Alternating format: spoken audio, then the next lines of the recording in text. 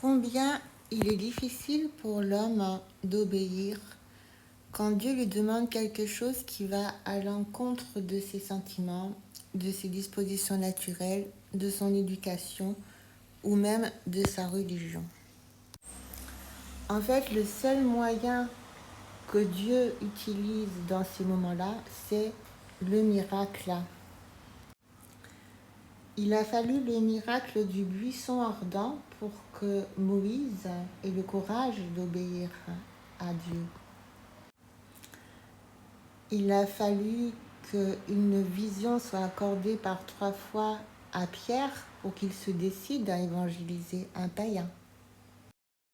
Mais le plus grand de tous les miracles est celui qu'a vécu le prophète Jonas quand Dieu lui a demandé d'aller évangéliser et d'inviter à la repentance la plus grande ville païenne de son époque, Ninive. C'était impensable pour Jonas. Tellement impensable que pour la première fois dans la Bible, un prophète a refusé d'obéir à Dieu. Il a carrément pris la direction opposée.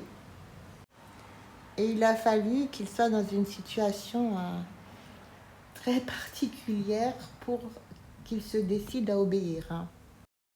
Ni plus ni moins, il a été avalé par un gros poisson.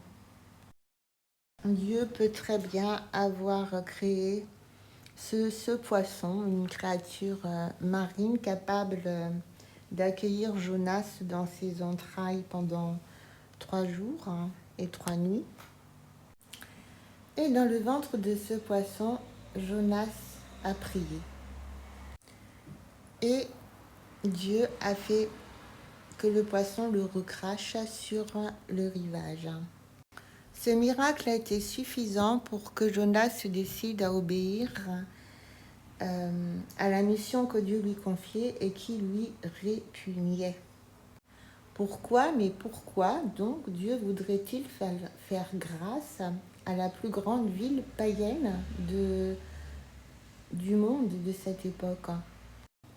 Mais chose extraordinaire, ils se sont tous repentis à la prédication de Jonas, de sorte que Dieu a retardé son jugement. Mais Jonas n'était pas content. Alors il a construit une petite cabane pour voir ce qui arriverait vraiment à la ville. Et Dieu a fait pousser une grande plante, un ricin, pour lui faire de l'ombre.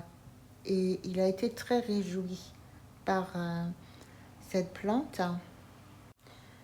Puis Dieu a fait dessécher la plante et souffler un vent très chaud,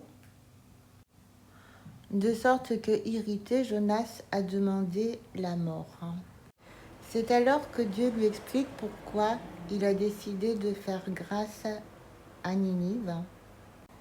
Parce qu'il y avait déjà dans cette ville 120 000 enfants qui n'y étaient pour rien dans les crimes de leurs parents.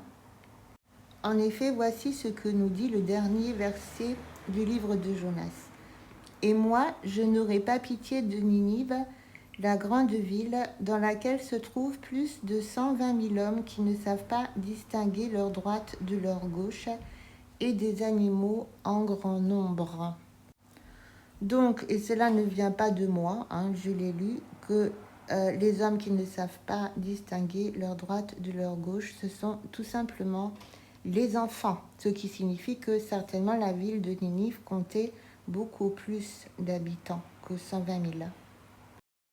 J'en conclus qu'aujourd'hui encore, parce que le livre de Jonas est un livre prophétique,